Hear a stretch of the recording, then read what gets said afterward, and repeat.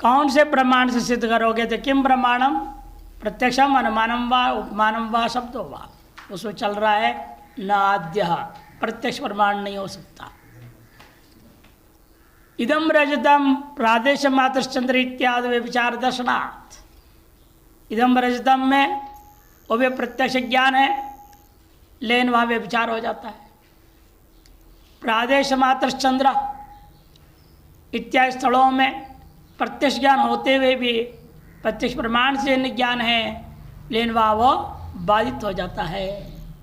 इत्यादि विचार दर्शनात् तत्र प्रमाण प्रमेय सम्यक संसर्ग भावाद्य विचार है। प्रमाण और प्रमेय का सम्यक संसर्ग न होने से व्यभिचार होता है। यदि पूर्व पक्षी कह रहा है, यदि मान लिया जाए, आपने कहा ठीक है इदम रजतम प्रचंद्र दृष्टांति है जहाँ प्रत्यक्ष बाधित हो रहा है, लेकिन तो भ्रम स्थल है, हम उसको प्रत्यक्ष स्थल मानते ही नहीं। क्यों? प्रमाण का प्रमेय के साथ सम्यक संसर्ग ही नहीं हुआ, इसलिए मैं विचार हो तो कौन सी बड़ी बात। अन्यत्र तो जहाँ प्रमाण प्रमेय का सम्यक संसर्ग है वहाँ तो प्रमा ज्ञान पैदा हो रहा है ना प्रत्यक्ष से। तद अन्यत्र प्रमाणमेव इति च न, अन्यत्र भी प्रमाण नहीं बनता। ऐसे दारुणी गज इति मृदि घट इति विपरीत ग्रह दर्शनात् व्यभिचार अनुचित है। व्यभिचार को आप दूर नहीं कर सकते। लकड़ी का बना हुआ है और उसको आप हाथी कह रहे हैं, पत्थर का बना हुआ हाथी है, आप उसको हाथी मान रहे कि नहीं मान रहे? प्रत्यक्षतः गलत है वो प्रत्यक्ष प्रमाण, लेकिन ज्ञान हो रहा है, प्रत्यक्ष ही ज्ञान हो रहा है, वहाँ भ्रम भी नहीं है ना।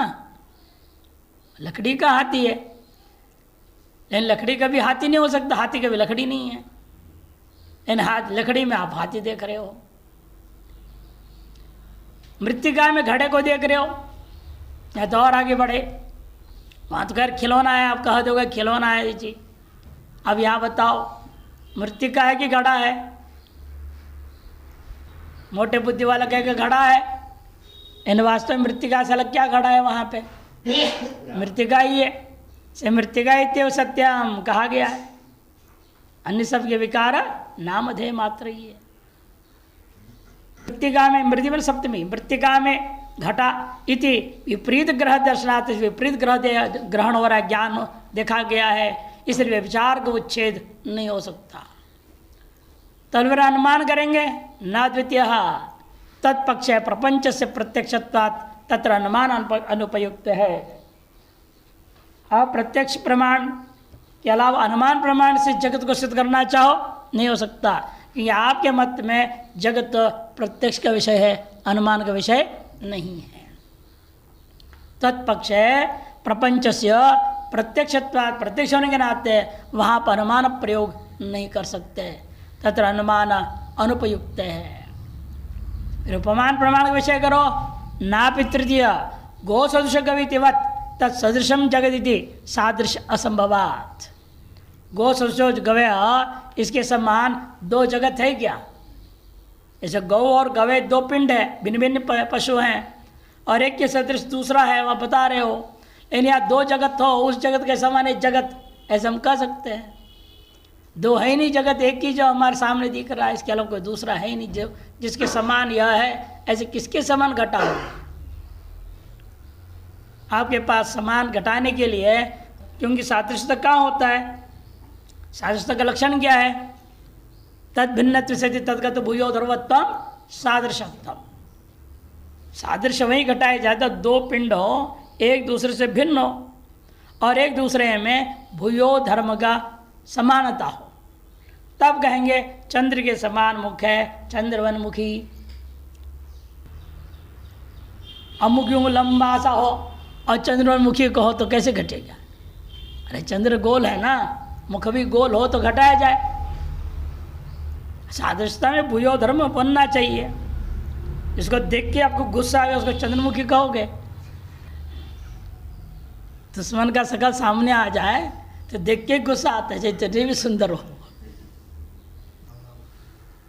अब जैसे कोर्टों में आप देखते हैं, जो फैमिली कोर्ट होता है ना, फैमिली कोर्ट, और पति पत्नियों की झगड़ों का निपटारा का होता है, पहले कितना प्यार रहा होगा पति पत्नी में, अब डाइवर्स की बात आ गई तो अब एक दूसरे के बाद देख नहीं सकते।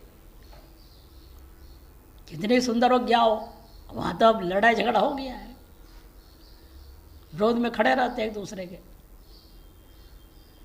वकीलों के बस्ते पे जाओ बैठना पता लग जाता है। तो इस तरह के देखते हैं दुनिया में तो स्पष्ट है कि सादृश्यता आदि जो है, इसलिए सादृश्यता भी नहीं हो सकता कि अस्त्येव सादृश्यम स्वप्न इति चेत।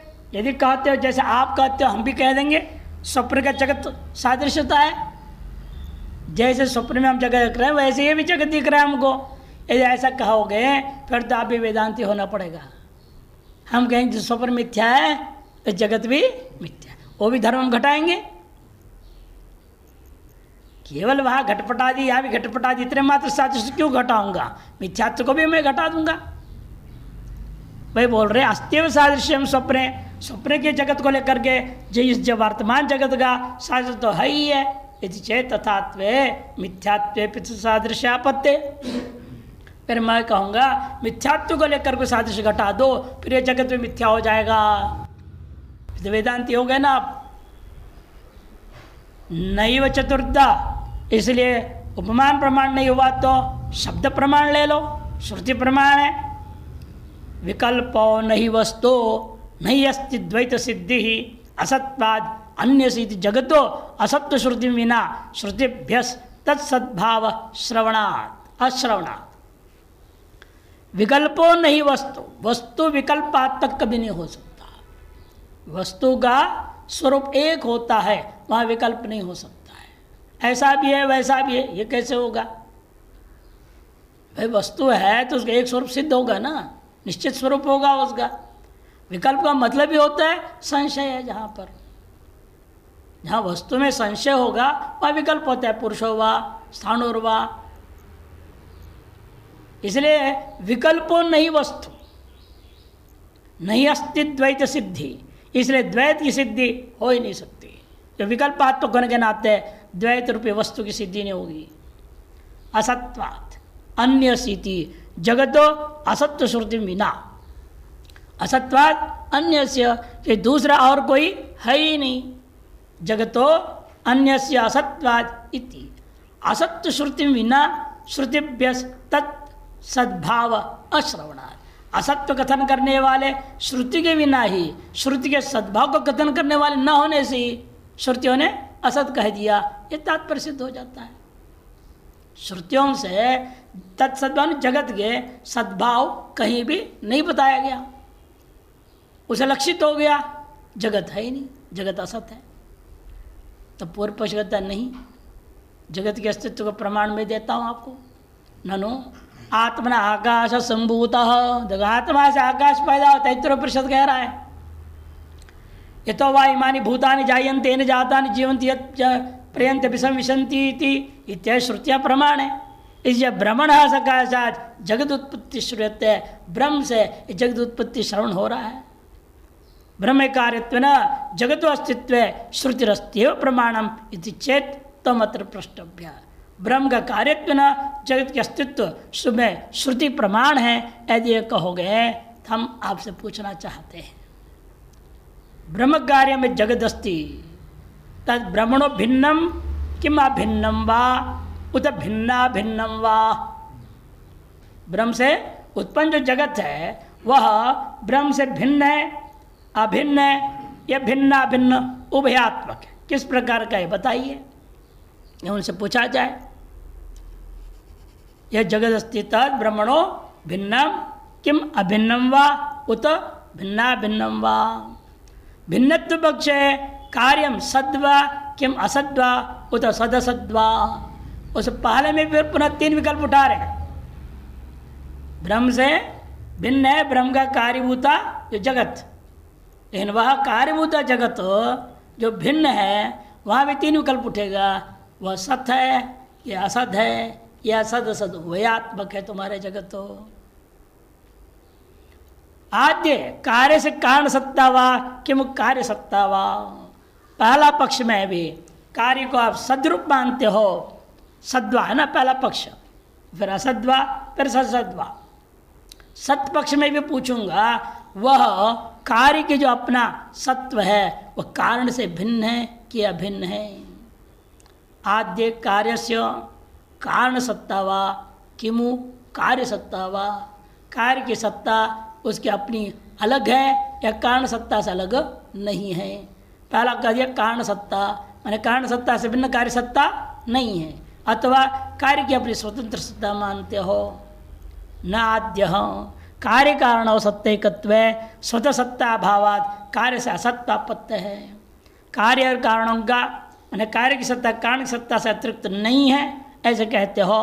कार्य और कारण की सत्ता फिर एक माना जाएगा। उस स्थिति में स्वतः सत्ता कार्य का न होने से कार्य असत्य हो जाएगा, अपने आप मिथ्या हो जाएगा। द्वितीय यदि कहोगे कार्य की अपनी सत्ता है, द्वितीय कार्य सत्ता भी सद्रूपवा किम असद्रूपा इति, कार्य की जो अपनी स्वतंत्र सत्ता मान रहे हो वह स्वतंत्र सत्ता भी सद्रूप है या असद्रूप है। आद्य सद्रूप कार्य सत्ता कारण सत्ता है भिन्ना वा के अभिन्ना वा, उसमें भी हम पूछ रहा हूँ सद्रूप जो कार्य की अपनी सत्ता है वह कार्य की सद्रूप जो सत्ता वह कारण सत्ता से भिन्न है या अभिन्न है। यदि कहोगे कारण सत्ता से कार्य सत्ता भिन्न है तो यह हो नहीं सकता, नाद्य। क्यों? दो व्यापक सत्तावान नहीं हो सकते। यदि ब्रह्म सर्वत्र व्यापक सत्ता वाला है वो दूसरा कहाँ से आएगा सत्ता वाला? वो कहाँ रहेगा? कहाँ जगह है उसको रहने के लिए? अपनी सत्ता से फ्री, अलग, स्वतंत्र कहाँ रहेगा वो? ब्रह्मणा पूर्णत्वेन निरंतरत्वात् कार्य से तत्सत्ता व्यतिरिक्त सत्ता असंभवात् असत्वमेव स्यात्। कि ब्रह्म क्या है? पूर्ण है, सर्वत्र व्यापक है। उसकी सत्ता के अभाव स्थल कोई हो वहाँ कार्य की सत्ता कह सकते ना, स्वतंत्र है। तो जहाँ ब्रह्म की सत्ता नहीं है ऐसे कोई जगह ढूंढो जहाँ पर आप कह सकते हो कार्य यहाँ रहता है अपनी सत्ता से। लेकिन ऐसा आप नहीं कह पाओगे कि ब्रह्म के अपने स्वरूपता सत्ता के अभाव स्थल देश या काल विशेष आदि है ही नहीं। क्यों? ब्रह्म कैसा है? पूर्ण है, अतः सर्वत्र व्याप्त है, निरंतरत्वात् कहीं भी थोड़ा सा भी जगह ही नहीं है खाली जहाँ पर हो कार्य अपनी सत्ता से रह सके। निरंतरत्वात् कार्यस्य तत्सत्ता व्यतिरिक्त सत्ता असंभवात्, कार्य के अंदर अपनी कारण सत्ता से व्यतिरिक्त सत्ता इसलिए हो ही नहीं पाएगा। अतएव कार्य के आप भले उस कार्य को सत्य कह रहे हो, व्यावहारिक सत्य भले कह लो, लेकिन स्वरूपतः वो असत्य ही हो सिद्ध होता है। न द्वितीय यदि कहते हैं कारण से अभिन्न है सत्य और उभयो सदरूपेण एकत्वगमात्, फिर कार्य सत्ता कारण सत्ता दोनों के दोनों सदरूपेण एक मान लिया आपने, तो कार्य से कारण भिन्नत्व समवाद, कार्य की सत्ता कारण की सत्ता से भिन्नत्व न रह जाने से कार्य में फिर असत्व ही आ जाता है। कार्य से असत्व अव्याहत है, कार्य में जो असत्व जब सिद्ध किया था वो वैसे के वैसे रह गया। असत रूपेण भिन्नाया कार्य सत्ताया स्वतः स्वरूपाभावात् कार्य से शून्यत्वापत्ति है। अब दूसरे लो वहाँ पर क्या कहा था? भिन्नम वा अभिन्नम वा था। भिन्न में ये सारे पक्ष उठा के खंडन कर दिया। अब अभिन्न मानोगे वो भी खंडित हो गया। असद रूपेण भिन्नाया कार्य सत्ताया, यदि कार्य की सत्ता भिन्न मान लो तो भी असद रूप से विद्यमान होने के कारण से स्वतः स्वरूपाभावात, स्वतः उसका अपना कोई निज स्वरूप ही नहीं रह गया, अतः कार्य में फिर शून्यत्वापत्ति है, कार्य से शून्यत्वापत्ति है। कार्य से असत्य पक्षे जगत सशाणविद, उसकी व्याख्या कर शून्यत्वापत्ति। कार्य में यदि असत्य स्वीकार कर ले हो, कार्य से असत्य पक्ष है जगत सस्य विषाणवत स्वरूप शून्यत्वात्, सस्य विषाण के समान स्वरूप शून्य हो जाएगा, तो ब्रह्म कार्यत्व भी अनुपत्य है, उसका ब्रह्म का कार्य भी नहीं कह पाओगे। कि जो ब्रह्म का कार्य है तो ब्रह्म क्या है? पूर्ण है, उसका कार्य भी क्या होगा? पूर्ण ही होगा। भाई मिट्टी का कार्य लो, सोना थोड़ी हो जाएगा। मिट्टी है कारण, उसे कार्य होगा। घड़ा आदि भी मिट्टीमय हो ना, मृणमय होगा, स्वर्णमय तो हो नहीं सकता। तो यदि आप ब्रह्म का कार्य यदि मान रहे हो जगत को, फिर तो वो भी पूर्ण होगा, अपूर्ण कहाँ से हो गया? इसे बोलते पूर्णात् पूर्ण उदच्यते, पूर्ण से पूर्ण ही उत्पन्न होएगा। से पूर्ण आदाय पूर्णमेवावशिष्यते, व्यवहार होता है। इसलिए कहते देखो, कार्य से असत्य पक्ष है, जगत शिक्षाण विद्ध सर्वशन्यत्वात् ब्रह्म कार्य अनुपत्ति है। नन असतोपि जगत प्रध्वंस भाववत् कार्यत्म उपपद्यते एवं इति चन्ना। भाई पूर्व पक्षी कहता है जगत भले ही असत है, फिर भी प्रध्वंस भाव के समान उसको कार्य मान लीजिए। प्रध्वंस भाव कैसे होता है?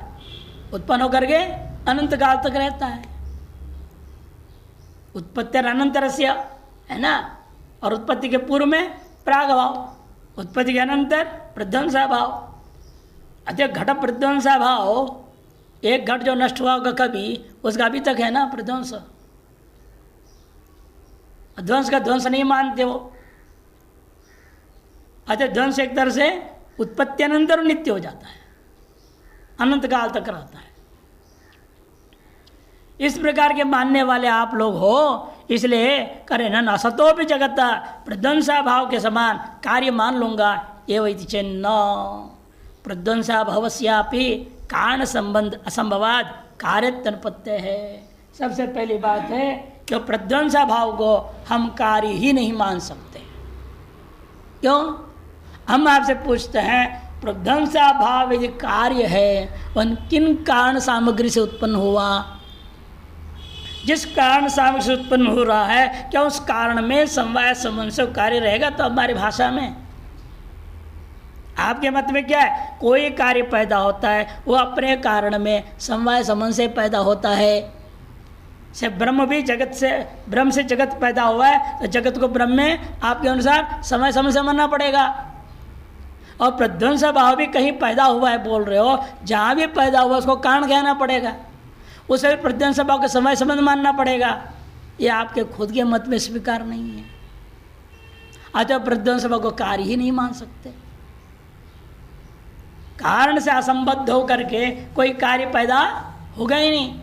यदि ऐसा कार्य के संबंध के बिना कार्य उत्पत्ति माने लगोगे, फिर तो खर विषाण आदि पैदा हो जाएंगे, कारण के बिना कार्य पैदा हो जाए।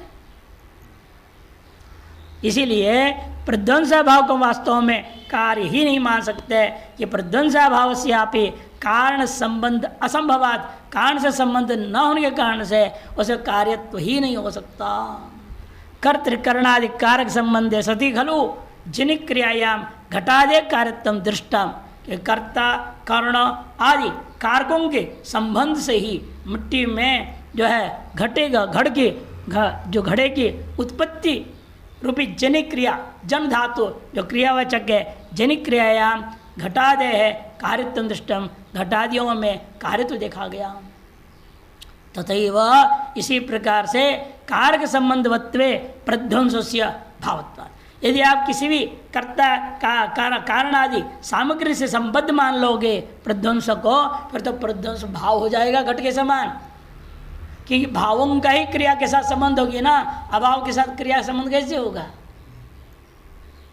भाई मिट्टी एक भाव पदार्थ है, उसको चक्र में रखना और घुमाना सब क्रिया के साथ संबंध हुआ, तो घटोत्पत्ति जो हुई है भाव पदार्थ होने के नाते हुआ ना।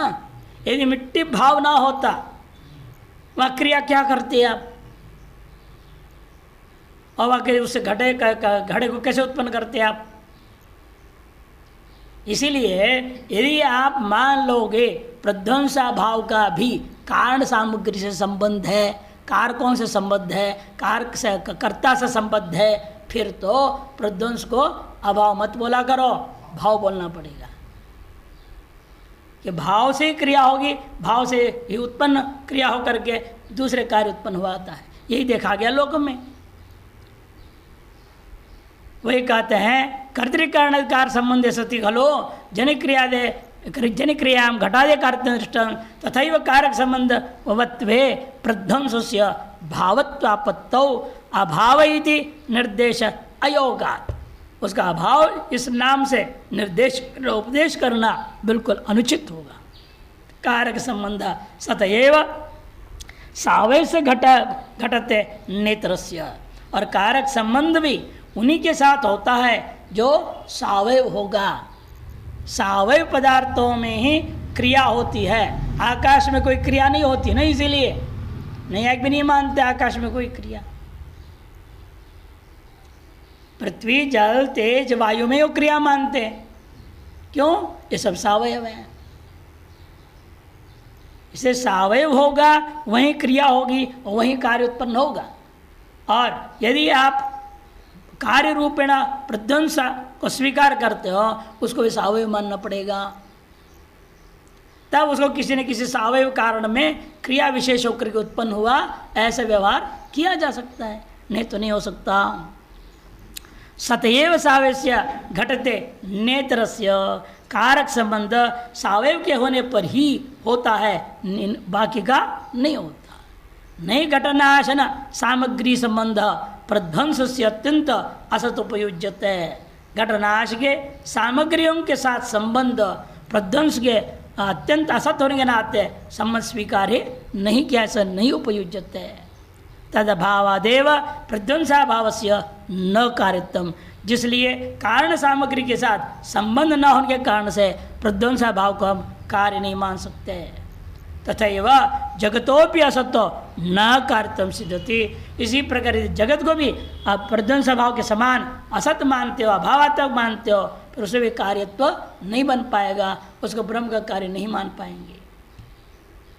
अब तीसरा पक्ष आइए, सदसत पक्ष लिया, सद्वा असद्वा सदसद्वा लिया था ना कार्य में भी स्वतः मानने पे।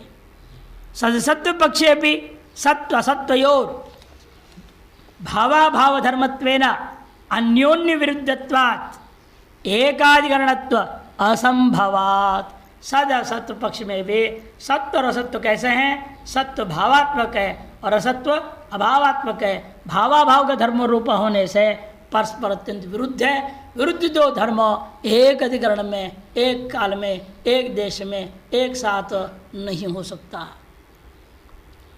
तादृक धर्म वैशिष्ट अनुपत्तौ, ये तादृक धर्म से विशिष्ट किसी वस्तु को हम स्वीकार ही नहीं कर सकते। अतएव सतसत रूपी विरोधी दो धर्म वाला यह कार्य रूपा जगत, यह आपका बात बनेगा नहीं।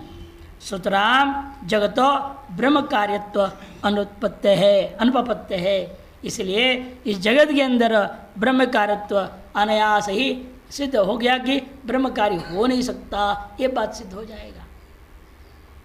तेरे कार्यम कारण अभिन्नमेव, अभिन्न पक्ष खत्म हो गया, अभिन्न पक्ष उठा रहा है।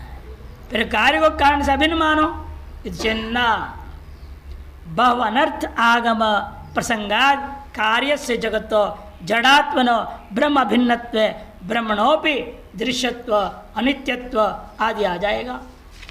ब्रह्म, क्योंकि यदि आप कार्य कारण से अभिन्न पक्ष लेके चलोगे तो कार्य कौन है? जगत। उससे अभिन्न कौन है?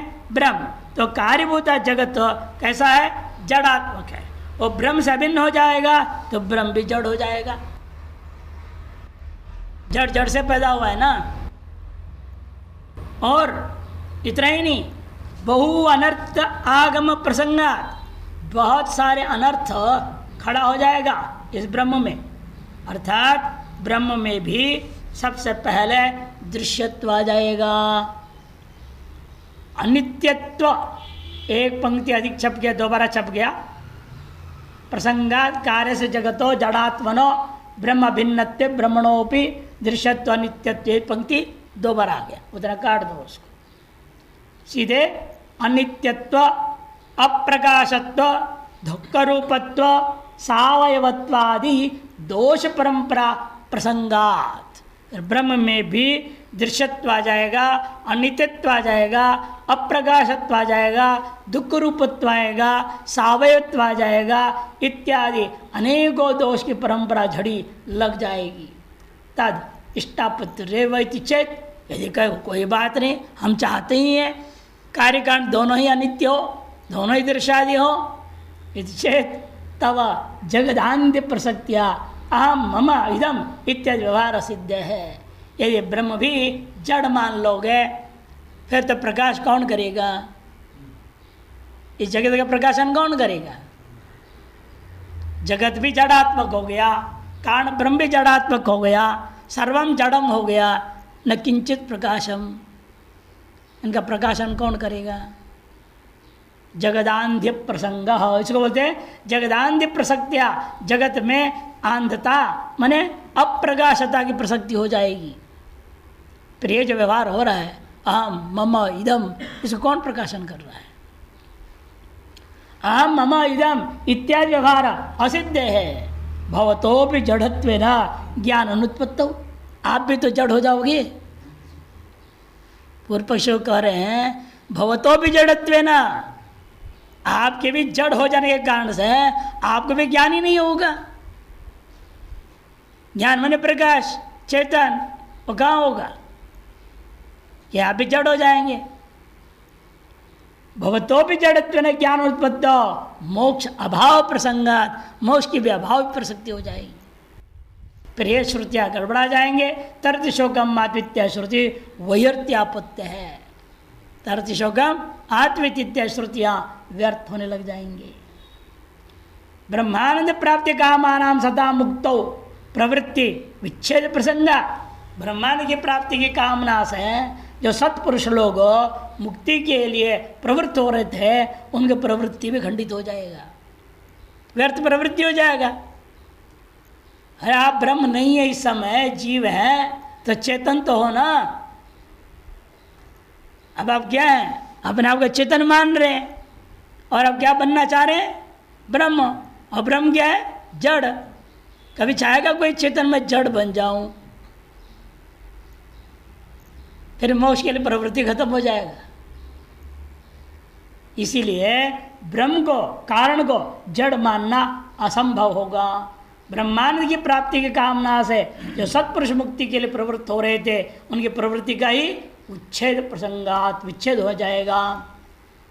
यद्रेशम अग्राह्यमिति अजो नित्य शाश्वतोयम पुराणो इत्या श्रुति विरोध प्रसंगाच्छ, वह दृश्य नहीं है। यत्तद अदृश्यम अग्राह्यम, पहले दोष क्या दिया था? यहाँ सबसे पहले दृश्यत्व का बोला था। अश्रुति कार्य दृश्य नहीं है, ब्रह्म दृश्य नहीं है, और आप जगत से अभिन्न ब्रह्म कह करके ब्रह्म में दृश्यत्व सिद्ध कर रहे हो, यह अनुचित है और अनित्य है। आप अनित्यत्व आ जाएगा। अप्रकाशत्व की व्याख्या हो गई। अनित्यत्व के खिलाफ बोल रहा है, जो नित्य शाश्वत हो बोल रहा है, और आप ब्रह्म को कैसे अनित्य कहोगे? इत्यादि श्रुति विरोध प्रसंगाच्च तृतीय पक्षोस्तु न हो। तो तृतीय पक्ष क्या है? भिन्ना भिन्न, भिन्न भी और अभिन्न भी है। अत्यंत भिन्न भी नहीं, अत्यंत अभिन्न भी नहीं, किंतु भिन्ना भिन्न उभयात्मक तीसरा पक्ष था, उसको ले लिया जाए। भिन्ना भिन्नत्वयोर, यहाँ पे वही जवाब है। ये सत्य और सत्य क्या है? परस्पर विरोधी धर्म है। से भिन्नत्व और भिन्नत्व भी परस्पर विरोधी धर्म है, एक धर्मी में हो नहीं सकता। भिन्ना अभिन्नत्वयोर अन्योन्य विरुद्धत्वेन एक आश्रयत्व संभवात, एक आश्रय में घटाना संभव नहीं है। एवं जगतो ब्रह्म कार्यत्व अनुपत्तौ श्रुति प्रमाणगत्वं च न सिद्ध्यति, इसे जगत जो है ब्रह्म का कार्य सिद्ध नहीं हुआ आपके प्रक्रिया के अनुसार, इसलिए जगत के अस्तित्व में श्रुति प्रमाण भी खंडन हो गया। तो पूर्व पक्ष कहता है फिर आप वेदांति कैसे घटाओगे?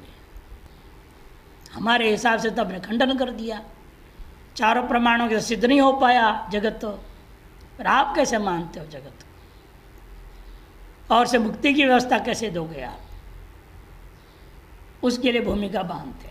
नन वेवन सती यथोवाइत्य श्रुतिर मृषावादित्वेन अप्रामाण्य आपत्ति चेत, फिर यथोवाई माने भूतानि जातानि न जातानि जीवंति इत्यादि श्रुतियाँ जो है मृषावादी हो जाएंगी, अप्रामाणिक हो जाएगा वेद। यह आपत्ति देने लगा पूर्व पक्षी। यदि न सिद्धांत नहीं, तस्या तस्या मने उस श्रुति, तस्या श्रुते है, ये अलग रखो। ब्रह्मणो अद्वितीय, ऐसा नहीं करो। तस्या श्रुते है ब्रह्मणो अद्वितीय प्रतिपादन प्रत्यया, वह ब्रह्म में अद्वितीयत्व का प्रतिपादन करने के लिए है। अतएव प्रामाण्य उपगमात, वह हम उसे प्रामाणिक स्वीकार करते हैं। केचित् जगत कारणम परमाणव इति वदन्ति। अब अपनी बात कह करके वह वास्तव में जगत की उत्पत्ति में प्रमाण नहीं है। तो वह इमानी भूतानि जायन्ते इत्यादि जो सूत्र है, वह वाक्य है, वो वाक्य जगत के कार्यत्व उत्पत्ति के प्रति प्रमाण नहीं है, किंतु ब्रह्म में अद्वितीयत्व सिद्ध करने के प्रति प्रमाण है। यह कैसे हम सिद्ध कर दिखाएंगे। उससे पूर्व विचार करते बताओ, कुछ लोग इस जगत कारण क्या मानते, ब्रह्म नहीं मानते, किंतु परमाणु कहते हैं। के चीज जो है कारण जगत कारणम परमाणु वित्ति वदंती। नैयायिक, मीमांसक, मीमांसक, वैशेषिक तीनों परमाणुवादी लोग हैं। प्रकृति अपर है, सांख्य और योग प्रकृति मानते हैं। तद उरीकृत्य कार्य कारणाभ्याम सर्वश्रुति प्रसिद्धम अद्वितीयतम ब्रह्मणो व्येति। उनको आश्रय करते हुए कार्य कारण भाव को स्वीकार करने पर सर्वश्रुतियों में प्रसिद्ध अद्वितीयत्व जो ब्रह्म का वह खंडित हो जाता। इसे उनके लिए जवाब के रूप में बात कही जा रही है। परमाणु से जगत नहीं है, प्रकृति से जगत नहीं है, किंतु ब्रह्म से जगत जो कहा जा रहा है केवल उनके जवाब के लिए कहा जा रहा है। इन वास्तव में उस वाक्य का लक्ष्यार्थ क्या है, अद्वितीय ब्रह्म सिद्धि में ही है। कैसे बताएंगे। तद उरीकृत्य कार्य कारणाभ्याम सर्वश्रुति प्रसिद्धम अद्वितीयत्वम ब्रह्मणो वेति तद असहमानया अनया श्रुत्या। ब्रह्म के अद्वितीयत्व का हानि होवे यह सहन नहीं कर सकती है श्रुति। असहमानया अनया श्रुत्या जगत उपादान तम ब्रह्मण प्रतिपाद्यते। जगत के उपादान कारण ब्रह्म है यह प्रतिपादन कर देती है। पहले यह अध्यारोप कर दिया। जगत के उपादान कारणत्व ब्रह्म में अध्यारोप कर देती है, ताकि उन लोगों के मत का खंडन कर सकें आप, जो जगत के कारण परमाणु मानते हैं, जगत के कारण प्रकृति आदि को मानते हैं। उनके खंडन करने के लिए जान करके श्रुति ने यह कहा है।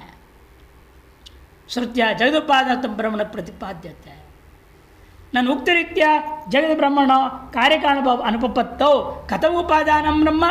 तो पूर्व पक्षी कहता है आपने इतने शास्त्रार्थ करके अभी जगत का जो है और ब्रह्म के बीच में कार्य कारण भाव का उपपत्ति नहीं हो सकती है, आपने खुद ही कहा, और अब यहाँ कर बोल रहे जगत का उपादान कारण ब्रह्म, ये कैसे हो सकता है।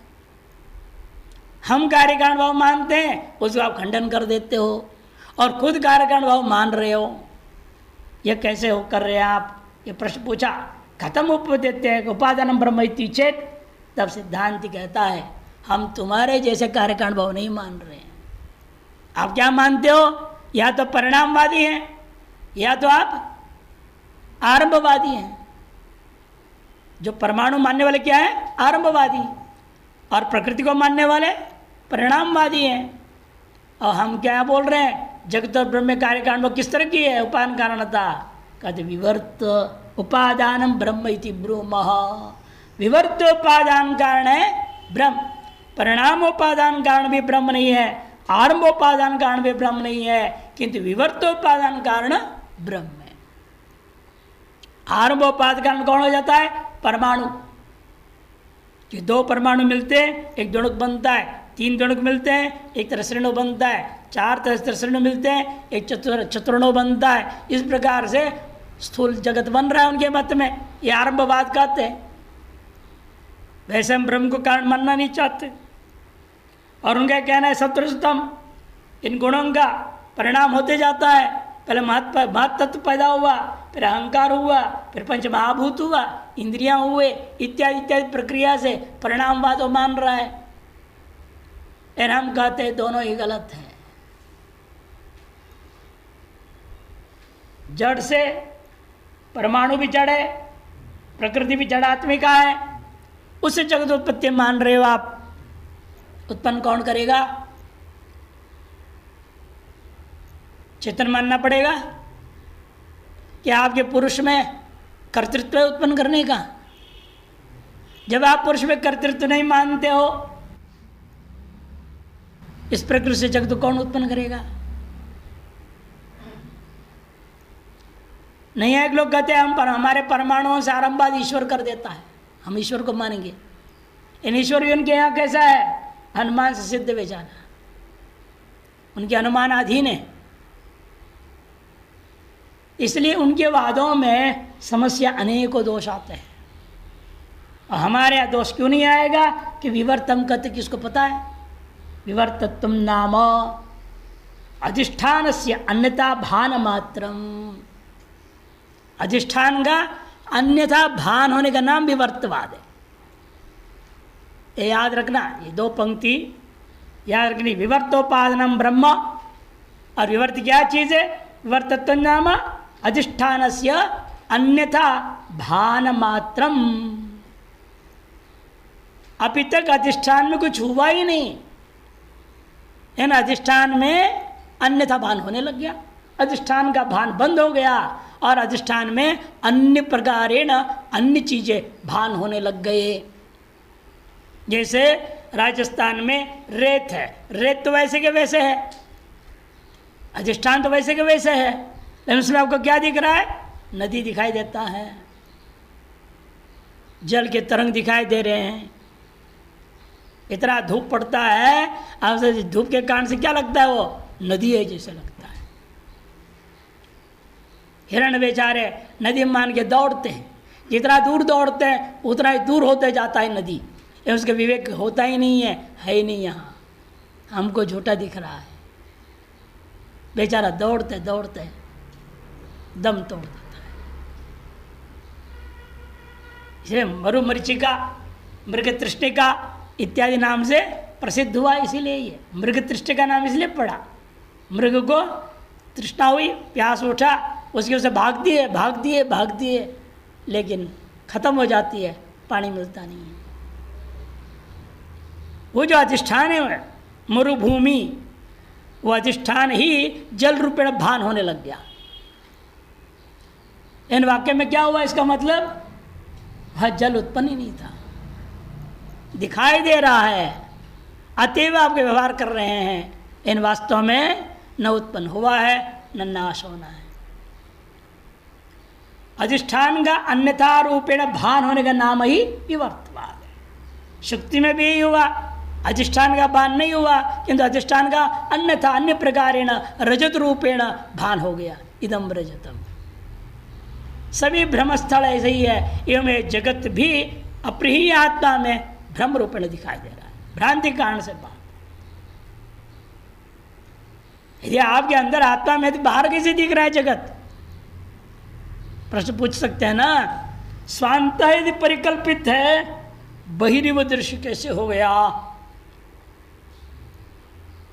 इसलिए जवाब दिया, विश्वम दर्पण दृश्यमान नगरी तुल्यम निजांतर्गतम पश्यन् आत्मनि मायया बहिर्वोद्भूतम यथा निद्रया। जैसे निद्रा रूपी दोष के कारण से आपको क्या लगता है? स्वप्न बाहर हो रहा है। इन कहाँ हो रहा है स्वप्न? भीतर में हो रहा है। लेकिन निद्रा रूपी दोष के कारण से आपको लगता है बाहर गए, घूमे फिरे, बात किए, खाए पिए, जो भी हुआ सब काम करके लौटे, ऐसे दिख रहा है। इस तरह से यहां पर क्या दोष है? माया, माया विद्या के कारण से अपने भीतर में कल्पित वस्तु बाहर विशिष्ट सत्ता से युक्त होकर दिखाई देने लगता है। अर्थात जगत में सत्यत्व का भी अध्यारोप कर लेते हैं तो बंधन हो जाता है। यही और संसार और कुछ नहीं संसार है। इसे विवर्तत्वम नाम अधिष्ठान से अन्यथा भानत्वम भान मात्रमिति।